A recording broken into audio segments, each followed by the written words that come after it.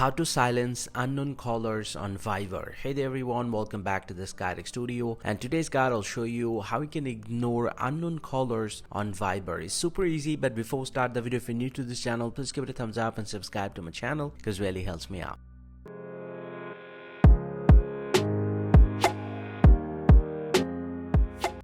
Well, so now to silence unknown callers in Viber, you just need to open up the Viber application from your phone, and from the Viber homepage you just need to go ahead and tap on this more option at the bottom right, and from here simply go and tap on the settings option, and inside the Viber settings you just need to go all the way to the calls and messages. Go and tap on calls and messages, and inside calls and messages you just need to scroll all the way to the very bottom, and at the bottom you'll get to see the silence unknown callers. It says calls from unknown callers will be silenced and displayed in your chat list and recent call list. You can go ahead and enable this, and once you do that, it's pretty much good to go. All the unknown calls will be silenced on your device. Hope you find this very helpful, guys. If you do, please drop a like and subscribe to the channel. See you guys around, and thank you very much for watching.